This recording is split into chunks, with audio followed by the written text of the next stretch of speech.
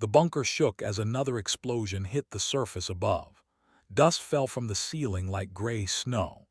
Lyra pressed her thin fingers against the communication panel and tried to keep her hands from shaking. She was young for a Valorian, barely past her third century, but tonight she felt ancient. Outside, her world was dying. The Harrow had come 3 months ago. They came like a plague, their black ships filling the sky until the stars disappeared. The Valorians had fought back. They had sent messages to their allies. They had begged for help from every species in the Galactic Council. No one came. This was the way of the galaxy. When a species faced extinction, others looked away. It was safer that way. The Harrow were too powerful, too hungry. Why risk your own people for strangers? Lyra understood this.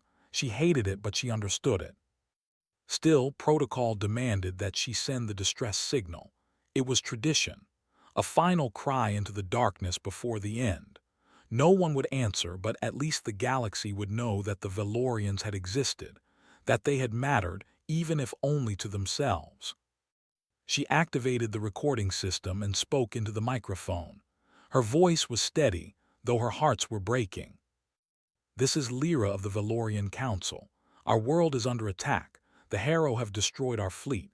Our cities burn. Our people die by the thousands each day. We have no weapons left, no ships, no hope. She paused, taking a breath. We ask any species who hears this message to send aid. We ask for mercy. We ask for help, please. If anyone is listening, please help us. She ended the recording and sent it into space. The signal would travel for light years in every direction. Thousands of species would hear it. None would respond. Lyra sat back in her chair and closed her eyes. Above her, the bombing continued. 18 light-years away, on Earth's moon, a young man named Minyu was bored. He sat at his monitoring station in the Lunar Communications Center, watching data streams flow across his screens. His job was simple. He listened to space. He recorded signals. He filed reports that no one ever read. It was 3 in the morning, and Minyu was fighting to stay awake. He had joined the United Earth Fleet because he wanted adventure. Instead, he got a desk and a coffee machine that never worked properly. Then his screen beeped. Minyu sat up straight and looked at the incoming data. A distress signal, alien origin. He had received hundreds of these before. The galaxy was full of species killing each other, and the signals were always the same. Desperate pleas that went unanswered. He was about to file it away when something made him stop. Maybe it was the voice. It sounded young, afraid, real. He played the message again and listened carefully. A species called the Valorians, under attack by something called the Harrow, complete destruction imminent. Minyu checked the coordinates. 18 days away at maximum speed. Far but not impossible. He should file the report. That was protocol. Let the politicians debate and discuss and eventually decide to do nothing. That was how things worked. But something in that voice haunted him. Minyu stood up and walked to the elevator. He was going to do something stupid. He was going to bring this directly to Admiral Tiho. Admiral Tiho was not a man who slept much. At 60 years old, he had commanded fleets, won battles, and buried too many soldiers to count. Sleep brought memories, and memories brought ghosts. He was in his office, reading reports when Minyu arrived. The young lieutenant looked nervous, which was normal. Everyone was nervous around Tiho. He had that effect on people. "Sir," Minyu said, saluting, "I have a distress signal. I know I should file it through proper channels, but I thought you should hear it directly." Tiho raised an eyebrow. "A distress signal. We receive dozens every week, Lieutenant." "Yes, sir, but this one is different," Minyu hesitated. "I do not know how to explain it, sir. It just feels different." Tiho studied the young man for a long moment. He had learned to trust instincts over his long career.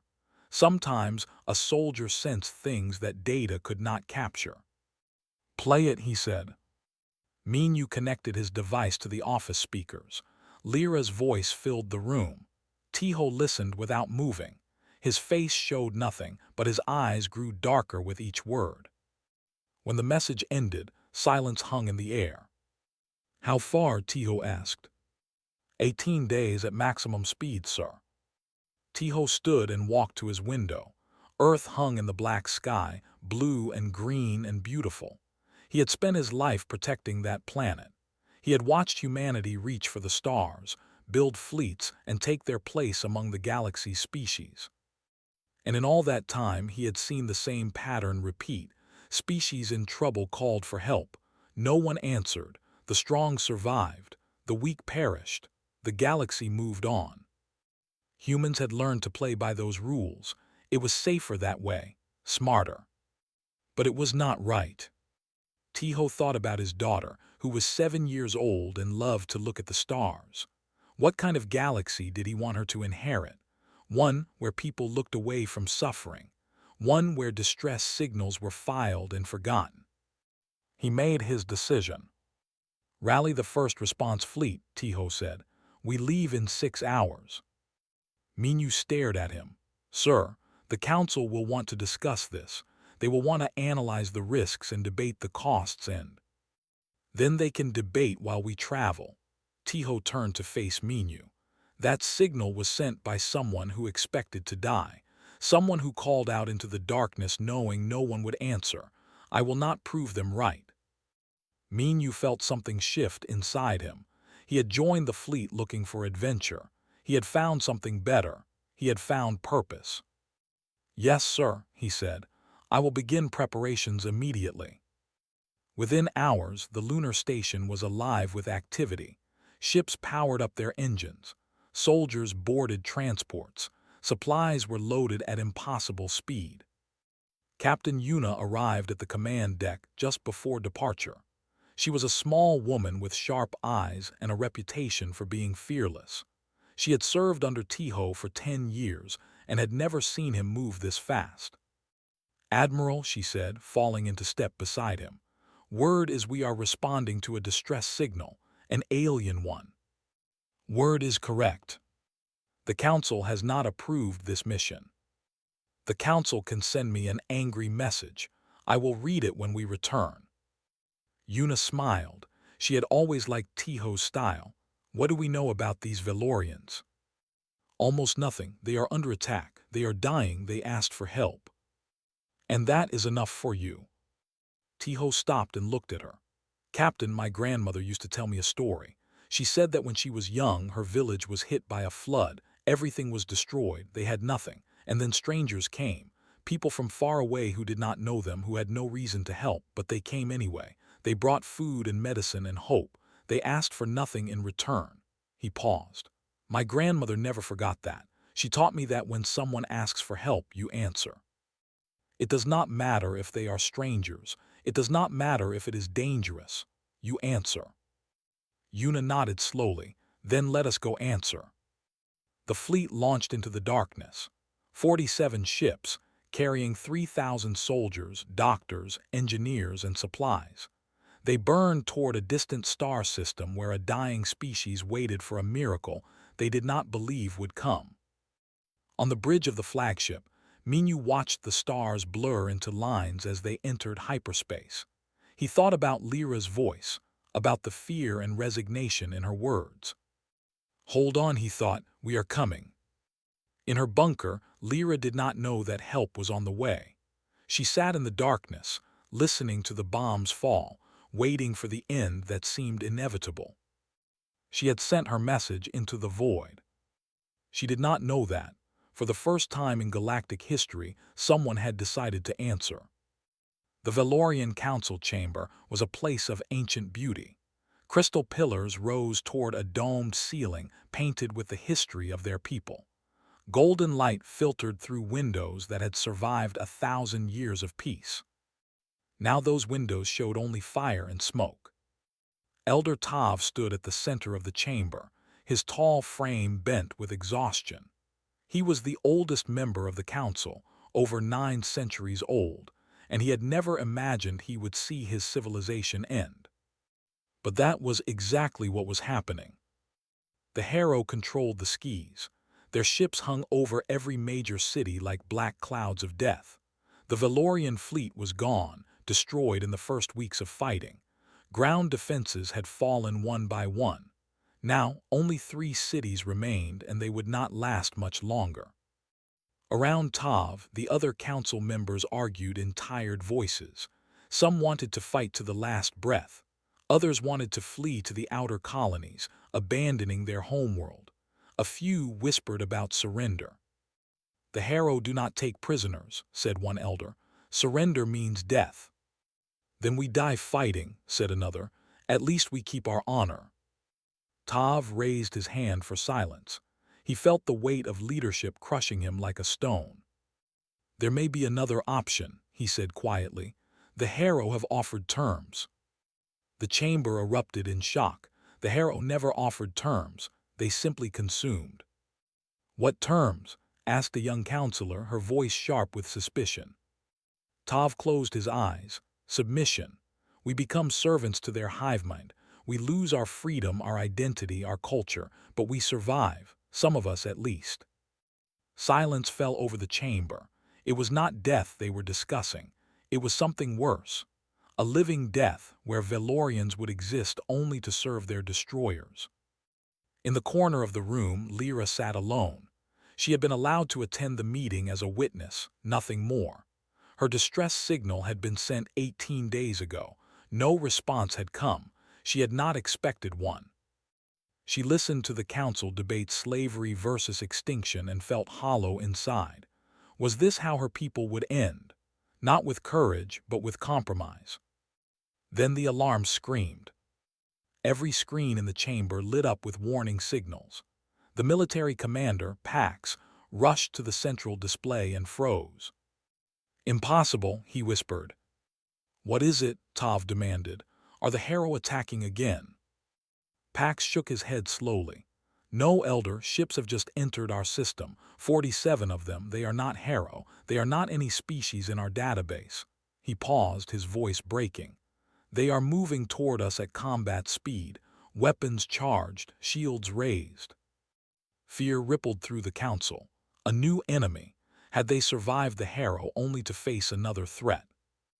Then a transmission cut through all frequencies. Every speaker in the chamber crackled with a voice speaking in the common galactic tongue. "This is Admiral Tiho of the United Earth Fleet. We received your distress call. We are here to help. Point us at your enemy." No one moved. No one spoke. The words hung in the air like something from a dream. Lyra felt her legs give out. She sank to the floor, tears streaming down her face. Someone had heard. Someone had come.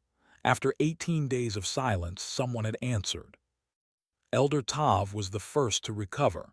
He stepped forward to the communication panel, his hands trembling. "This is Elder Tav of the Valorian Council. Your message is received, but I do not understand. Why would you come? You do not know us. We have nothing to offer you." There was a brief pause. Then Tiho's voice returned, calm and certain. "You asked for help, that was enough." The Harrow fleet detected the human ships moments later. They had been preparing for another assault on the surface, confident that victory was only days away. The Valorians were broken. No allies would come. This world was theirs. Then the strange ships appeared. The Harrow hive mind processed the new data rapidly. 47 vessels of unknown design, small by galactic standards. Technology assessment showed they were primitive compared to Harrow systems. Not a threat, barely worth attention. The hive mind sent a warning transmission. "Leave now or be destroyed." The response came in the form of missiles. Admiral Tiho watched from his bridge as the first volley struck the nearest Harrow ship. The alien vessel's shields flickered, then failed. Secondary explosions ripped through its hull. "Direct hit," Minu reported, surprise clear in his voice. "Their shields are weaker than we expected." Tiho nodded. "The Harrow have never faced an enemy they could not predict. They have grown careless." He studied the tactical display. All ships break into attack formation. Target their command vessels first. Cut the head off the snake. Across the fleet, human crews moved with practiced efficiency. They had trained for years for moments like this, not necessarily to fight aliens but to fight, to protect, to win. The Harrow tried to respond. Their ships turned toward the human fleet, weapons charging. But the humans were faster. They darted between enemy formations, striking from unexpected angles, refusing to stay still long enough to be targeted. It was chaos, beautiful, terrible chaos. On the surface of Veloria, Captain Una led the first landing team. Their shuttle descended through clouds of smoke, dodging anti-air fire from confused Harrow ground forces. When they touched down outside the capital city, they were met by a small group of Velorian soldiers. Commander Pax stepped forward, his silver uniform stained with ash and blood.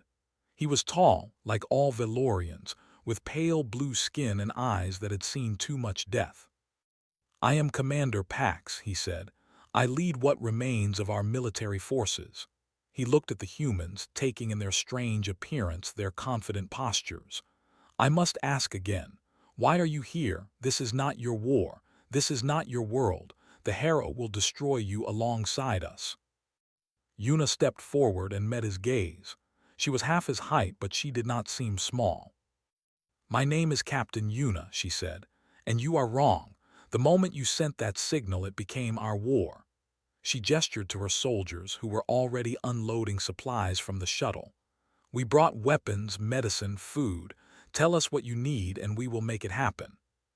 Pax stared at her. In 900 years, he had never seen anything like this.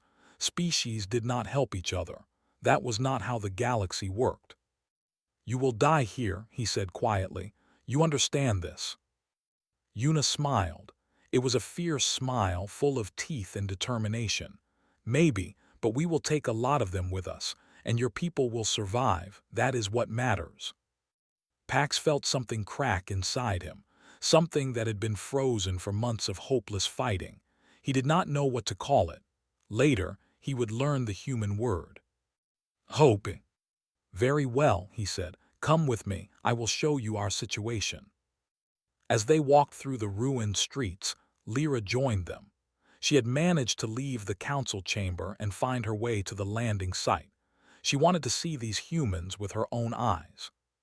She fell into step beside Una, struggling to keep pace with the smaller creature's quick stride. "You received my message," Lyra said. "My distress signal." Una glanced at her. "We did." "I sent it expecting nothing. It was just tradition, a formality." "I know." Lyra stopped walking. Una turned to face her. "Why?" Lyra asked, her voice breaking. "In all our history, no one has ever answered such a call. It is not done. It is not how the galaxy works. So why did you come?" Una was quiet for a moment. Above them, the sky flashed with distant explosions as human and Harrow ships battled for control of the orbit. "On Earth," Una said finally, "we have a saying. When someone asks for help, you help them. It does not matter if they are strangers. It does not matter if it is dangerous. You help because it is right, because someday you might be the one asking, and you would want someone to answer." Lyra felt tears on her face again. "We cannot repay this. We have nothing." Una reached out and touched her shoulder. It was a gentle gesture, strange between species who had never met before. "We did not come for payment," Una said. "We came because you needed us. That is enough." She turned and continued walking. "Now come, we have a war to win." In orbit, Admiral Tiho watched as 4 more Harrow ships fell to his fleet. The enemy was regrouping, pulling back to form a defensive line around their command vessels. "They are scared," Minu observed. "They have never seen an enemy fight like this." "Fear is good," Tiho replied. "But scared enemies are also dangerous. They become desperate." He activated the fleet-wide communication. "All ships hold position. Let them come to us. We control the pace of this battle now." Below, on the scarred surface of Veloria, the first supplies were being distributed. Velorian refugees, starving and wounded, received food and medicine from human hands. They looked at their helpers with confusion and wonder. The galaxy had taught them that no one comes to help. The humans were teaching them something new. Dr. Hana had not slept in 3 days. She stood in what had once been a Valorian concert hall. The beautiful acoustics designed for music now echoed with the sounds of suffering. Rows of wounded Valorians filled the space, lying on makeshift beds, waiting for help that had seemed impossible until the humans arrived. Hana moved between patients with focused determination. She was small, with gentle hands and tired eyes, but her voice was steady and her movements precise. Every life mattered. Every patient was someone's family. The Valorian medics watched her with amazement. Their species healed differently than humans. Their blood was copper-based, their organs arranged in unfamiliar patterns. Most doctors would have been lost. Hana had learned Valorian anatomy in 16 hours. She had read their medical texts, studied their diagnostic tools, and modified human equipment to work with alien physiology. It should have been impossible. She did it anyway. "This one needs surgery," she said, examining a young Valorian with severe burns. "Prepare the operating area." A Valorian medic hurried to her side. "Doctor, the damage is too extensive. We have marked him for comfort care only. There is nothing more we can do." Hana looked at the medic with an expression that made him step back. "I do not accept that," she said simply. "Bring me my surgical kit and find me 2 more assistants. We are saving this patient." 6 hours later, the young Valorian was stable. He would live. He would walk again. The Valorian medics gathered around Hana as she finally sat down, exhaustion written on her face. "How?" one of them asked. "We had given up on him. Our techniques could not repair such damage." Hana took a long drink of water before answering. "Your techniques are good, but they are designed for normal circumstances. These are not normal circumstances. When standard methods fail, you adapt. You improvise. You refuse to let death win without a fight." She stood up, rolling her shoulders. "Now who is next?" Across the city, Sergeant Doyun was having a different kind of conversation. He stood before a group of 50 Valorian soldiers. They were tall, proud, and utterly demoralized. 3 months of losing had broken something in them. They had forgotten how to believe in victory. Doyun was 52 years old. His face was weathered, his hair gray, and his body carried scars from a dozen campaigns. He had fought in jungles, deserts, and frozen mountains. He had killed enemies and watched friends die. He was not a gentle man. But he knew how to win. "Your military training is excellent," he said, walking slowly in front of the soldiers. "You fight with discipline, you follow formation, you obey orders perfectly." The Valorian straightened slightly at the praise. "And that is why you are losing." Confusion rippled through the group. Commander Pax, standing nearby, frowned. "Explain," Pax said. Doyun picked up a rock from the ground and held it up. "The Harrow are a hive mind. They think as one. They predict enemy movements based on standard military tactics. They know exactly what you will do because you always do what you were trained to do." He crushed the rock in his fist, letting the dust fall. "So we stop doing what they expect." He began to pace, his voice growing stronger. "From now on, you do not fight in formation. You do not march in lines. You attack from shadows. You strike when they are not looking. You disappear before they can respond." He stopped and faced them. "The Harrow expect order. We give them chaos." A young Valorian soldier raised his hand. "Sergeant, this goes against everything we have learned. Our honor demands that we face our enemies directly." Doyun walked up to the soldier and stood close enough to see the fear hidden behind his brave words. "Is your honor worth more than your people's survival?" Doyun asked quietly. "Because I have seen honorable species die. I have seen their noble traditions become dust. Honor matters, but living matters more. You can rebuild honor. You cannot rebuild the dead." The soldier lowered his eyes. Do-hyun stepped back and addressed the group again. I am not asking you to abandon who you are. I am asking you to become more, to adapt, to survive. And then when the Harrow are defeated, you can return to your traditions. But first, you must live long enough to see that day. Commander Pack stepped forward. What would you have us do, Sergeant? Do-hyun smiled. It was not a pleasant smile. Tonight, we teach the Harrow what fear feels like. On the flagship, Lieutenant Minyu stared at his screens with growing excitement. He had been analyzing Harrow attack patterns for days, looking for weaknesses. The hive mind was efficient and deadly, but it was also predictable. Every decision flowed from central command. Every ship followed the same logic.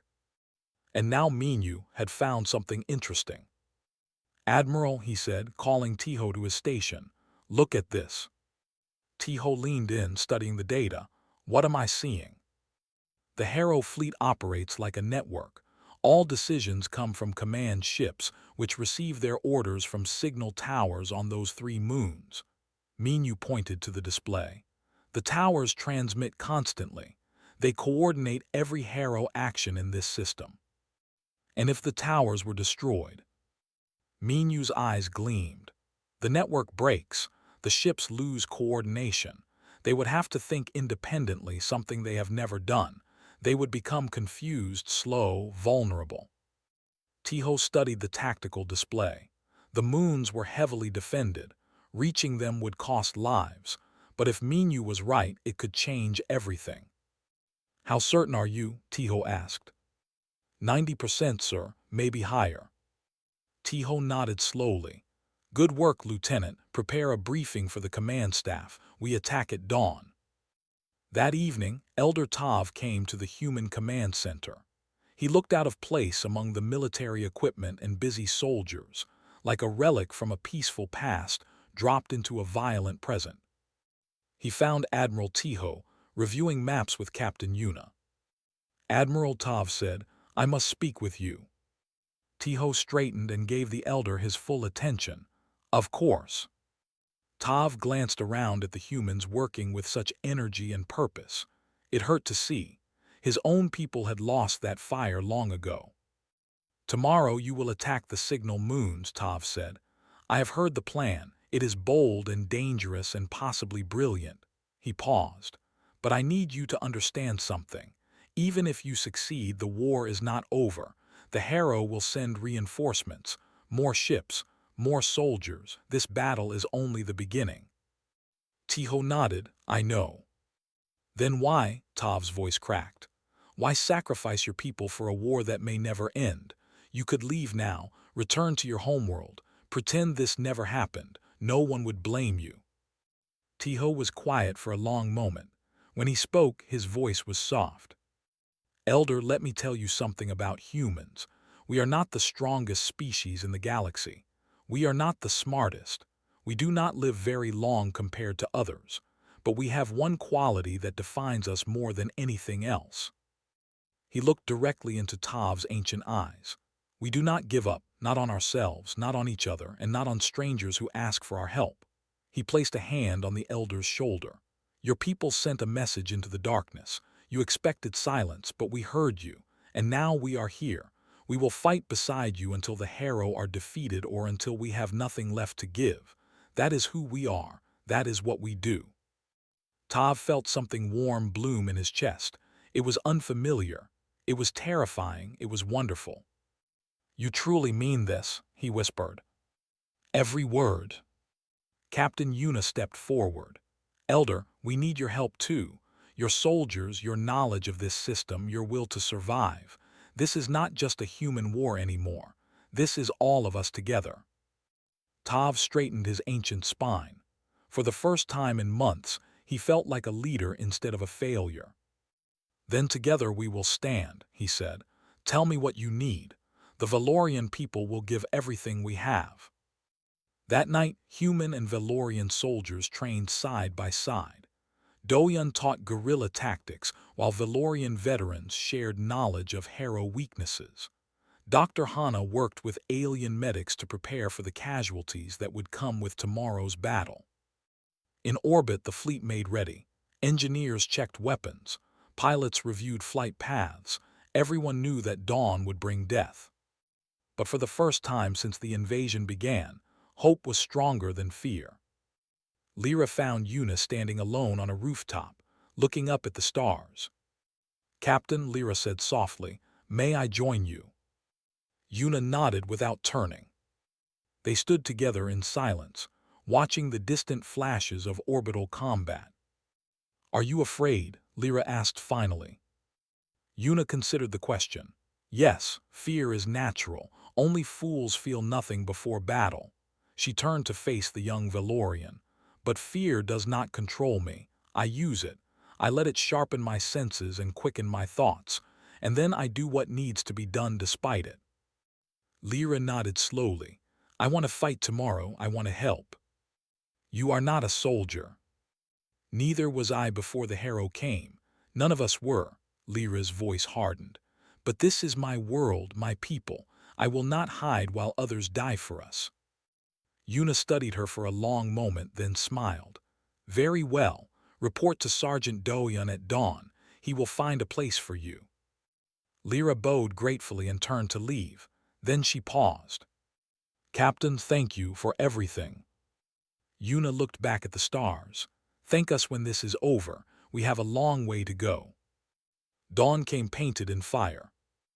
Admiral Tiho stood on his bridge as the first missiles launched toward the Harrow fleet. Around him, officers shouted coordinates and damage reports. The deck trembled with each impact against their shields. "First wave away," Minu reported. "Enemy ships moving to intercept." Tiho watched the tactical display with cold focus.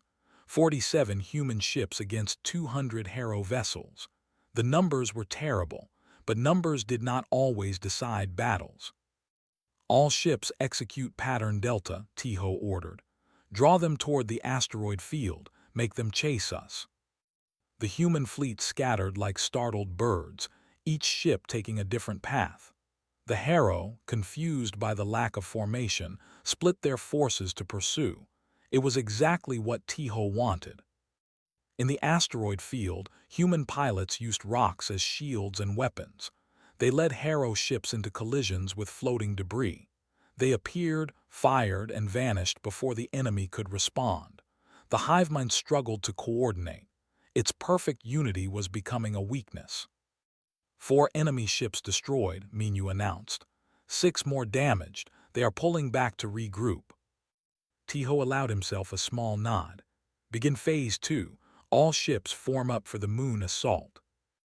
On the surface of the nearest moon, Captain Una led her strike team through razor-sharp canyons. The signal tower loomed ahead, a black spike reaching toward the stars. Around it, Harrow ground forces patrolled with mechanical precision. Una held up her fist. Everyone stopped. She studied the enemy through her scope. 30 guards, 2 heavy weapons platforms, 1 entrance. "Too many for a direct assault," whispered the soldier beside her. Una smiled. Who said anything about direct? She activated her communication device. "Doyon, are you in position?" Across the canyon, Sergeant Doyon lay hidden among the rocks with a squad of Valorian soldiers. They had spent the night crawling into position, moving like shadows, becoming invisible. "Ready," Doyon replied. "On my signal 3, 2, 1, now." Doyon's squad opened fire from the east. The Harrow Guard spun toward the attack, weapons blazing. They moved as one unit, every soldier responding identically. They did not see Una's team approaching from the west. By the time they realized their mistake, it was too late. Una's soldiers cut through the distracted guards with brutal efficiency. The heavy weapons platforms fell to precisely placed explosives. Within minutes, the entrance was clear. "Move," Una ordered. "We have 10 minutes before reinforcements arrive." Inside the tower, the team planted charges on every support structure. The Harrow technicians tried to stop them but were quickly overwhelmed. Lyra, armed with a weapon she had never fired before this morning, fought beside soldiers who had trained their entire lives. She was terrified. She was also still standing. "Charges set," reported the demolition expert, "ready for detonation." Yuna checked her timer. 5 minutes until the enemy arrived. "Everyone out. Move, move, move." They ran through corridors that seemed to stretch forever. Behind them, they could hear the rumble of approaching Harrow forces. Ahead, the exit waited like a promise. They burst into daylight just as the first enemy soldiers appeared behind them. Yuna did not hesitate. "Blow it." The tower erupted in a column of flame and debris. The shockwave knocked everyone flat. When Yuna lifted her head, she saw only twisted metal where the structure had stood. "One down," she said into her communicator. 2 to go." In orbit, the effect was immediate. A third of the Harrow fleet suddenly lost coordination. Ships that had moved with perfect synchronization began to drift and collide. The human vessels struck hard, destroying confused enemies before they could recover. "It is working," Minyu said, his voice filled with wonder. "The network is fragmenting." Tiho pressed forward. "Do not stop. Hit them while they are blind." The battle raged across 3 fronts.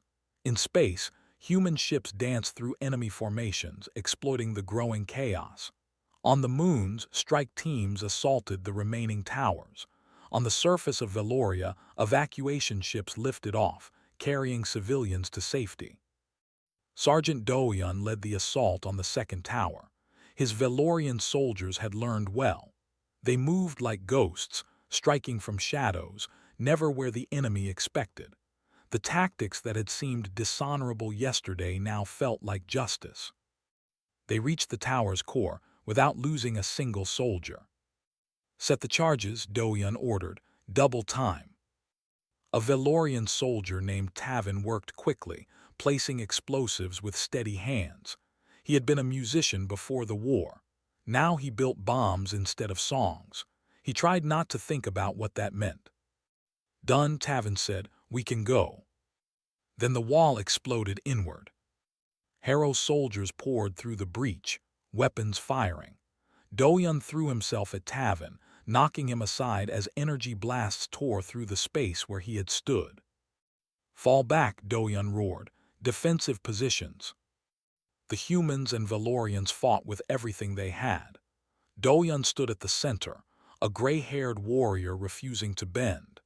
He took down enemy after enemy, his movements precise and deadly even as wounds accumulated on his body. A young Velorian child ran through the chaos. She had been hiding in the tower, separated from the evacuation. Now she stood frozen in the middle of a firefight, too scared to move. Doyun saw her. He did not think, he simply moved. He reached the child and shielded her with his body just as a Harrow soldier fired. The blast hit him in the back. He felt something break inside. "Go," he gasped, pushing the child toward Tavin. "Take her, get out." Tavin grabbed the child and ran. The others provided cover, pushing the Harrow back long enough for the survivors to escape. Doyun stayed behind. His legs would not carry him anymore. He propped himself against a wall and kept firing. Each shot bought another second for his people to escape. Each breath was agony, but he refused to stop. Commander Pax appeared beside him, bleeding from a dozen wounds but still fighting. "You should go," Doyun said. "The tower will blow soon." "So will you," Pax replied. He knelt beside the human sergeant. "Why did you do it? The child was not your species, not your responsibility." Doyun laughed, tasting blood. She was someone's child, that was enough. He pressed his detonator into Pax's hand. "Get clear, blow the tower, win this thing." Pax stared at him. In that moment, he understood something about humans that he had struggled to grasp. They did not fight because they expected to survive. They fought because some things mattered more than survival. "I will remember you," Pax said quietly. "Make it count," Doyun replied. "That is all anyone can ask." Pax ran. Doyun kept firing until his vision blurred, and his arms grew too heavy to lift. The tower exploded. The second signal fell. In orbit, another wave of Harrow ships fell into confusion.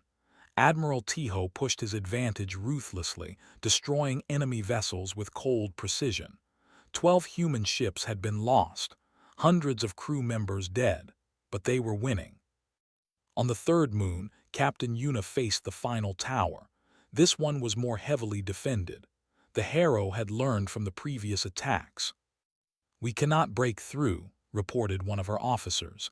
"They have reinforced every approach." Yuna studied the defenses. Her team was exhausted and low on ammunition. A direct assault would be suicide. Then Lyra stepped forward. "There is another way." She pointed to a series of ancient tunnels carved into the moon's surface. "My people used to mine here. The tunnels connect to the tower's foundations. They have been abandoned for centuries. The Harrow would not know about them." Yuna looked at the young diplomat with new respect. "Can you guide us through?" "I can try." They entered the tunnels in darkness. Lyra led them by memory and instinct through passages that seemed to go nowhere. The walls pressed close. The air grew thin. Several times they had to crawl through spaces barely wide enough for a body. But Lyra did not falter. She thought of her people, of the thousands who had died, of the children who would never grow up. She thought of the humans who had traveled 18 days to answer a call no one expected to be answered. She would not fail them. They emerged inside the tower's lower levels, behind enemy lines.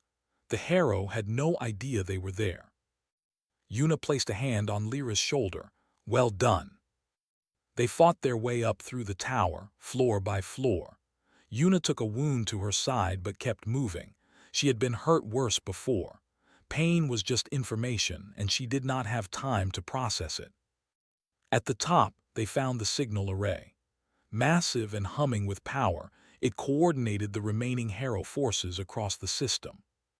"Set the charges," Yuna ordered. "Every support, every connection. When this falls, they all fall."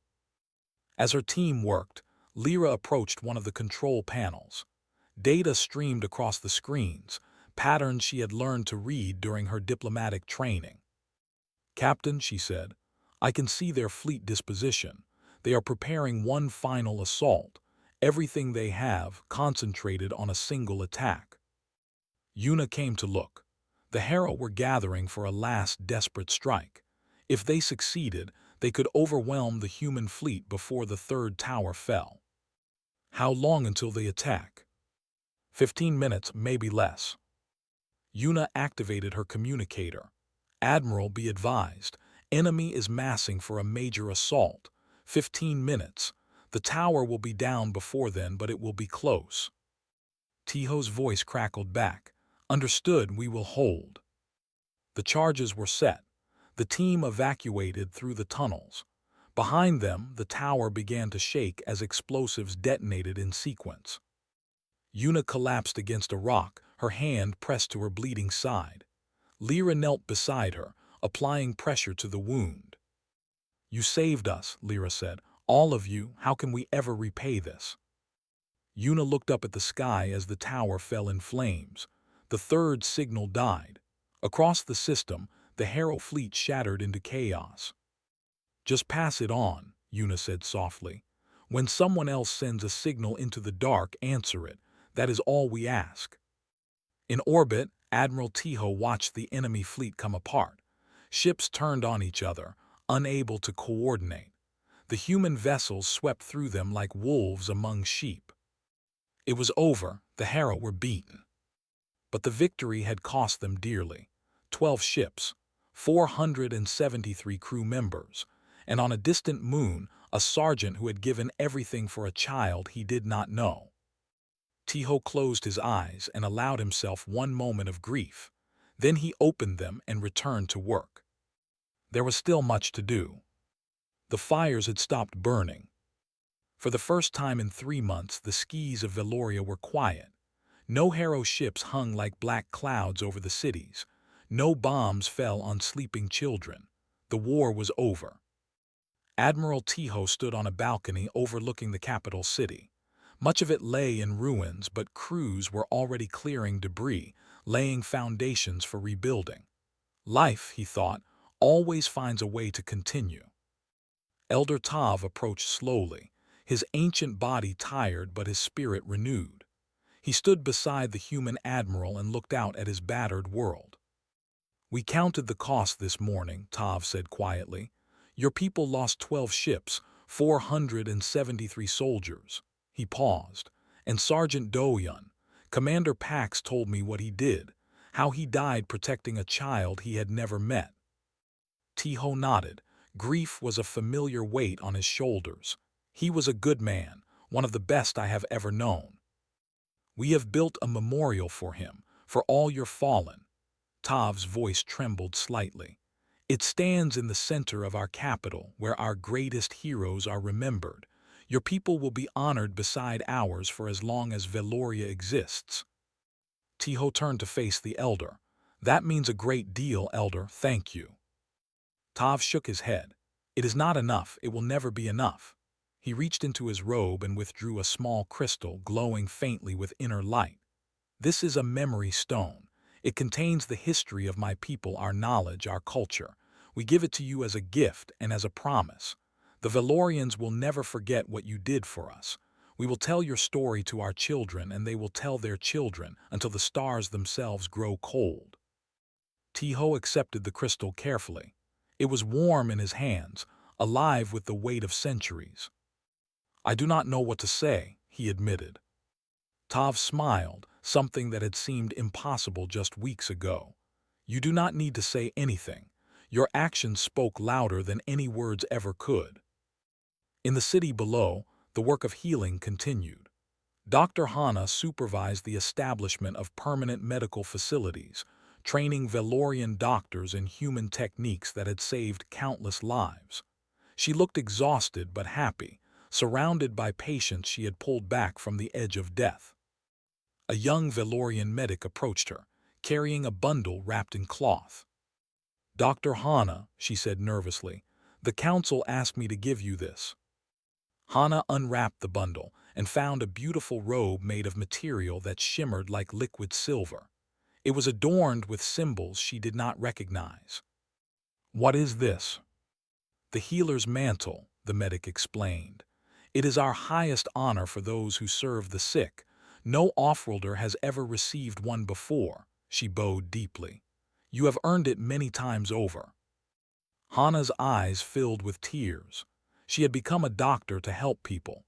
She had never expected recognition or rewards. But this gesture, from a species she had met only weeks ago, touched something deep inside her. "Thank you," she whispered. "I will treasure it always." Captain Yuna walked slowly through the streets, her side bandaged but healing. The wound had been serious, but Valorian medicine had helped repair the damage. She would carry a scar, but scars were just stories written on the body.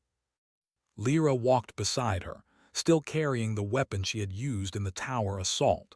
She had refused to put it down. "What will you do now?" Yuna asked. Lyra considered the question. "Before the war, I was a diplomat. I sent messages and attended meetings and believed that words could solve problems." She looked down at her weapon. "Now I know that sometimes actions matter more than words. I want to build something new, a force that answers calls like mine, a group that does not look away when others suffer." Yuna smiled. "That sounds like a worthy goal. Will you help me? Teach me how to fight, how to lead, how to be like you." Yuna stopped and faced the young Valorian. "I am not someone to imitate, Lyra. I am just a soldier who does her job, but I can teach you what I know. And more importantly, I can tell you the truth that every good leader must understand." "What truth?" "That leadership is not about being the strongest or the smartest. It is about showing up. It is about being there when people need you. It is about answering the call even when you are scared, even when you do not know if you can win." She placed a hand on Lyra's shoulder. "You already have that quality. I saw it in the tunnels. I saw it when you led us to the tower. You do not need to become someone else. You just need to become more of who you already are." Lyra felt warmth spread through her chest. She had spent her whole life feeling small and insignificant. Now she felt like she could move mountains. "Thank you, Captain, for everything." "Do not thank me yet. Your work is just beginning." That evening, a ceremony was held in the council chamber. Despite the damage, the crystal pillars still stood, and the dome above still showed the painted history of the Valorian people. Soon, new panels would be added, showing human ships descending through fire to answer a desperate call. Admiral Tiho stood before the council and the gathered crowd of humans and Valorians together. Behind him, a screen displayed the names of every human who had died in the battle. 473 names. 473 stories ended too soon. Tiho spoke simply and directly. "We came here because you asked for help. We fought because fighting was necessary. We lost friends and comrades who will never see their families again, but we do not regret coming. We would do it again, because that is who we are. That is what humanity believes." He paused, looking out at the crowd. Human soldiers stood beside Valorian warriors. Dr. Hana sat with her alien medical students. Everywhere he looked, he saw two species becoming something new together. Today marks the beginning of a new alliance. Not a treaty of convenience or a pact of mutual benefit, something deeper, a promise that from now on we face the darkness together. When you are threatened, we will come. And when we are threatened, we know you will answer our call.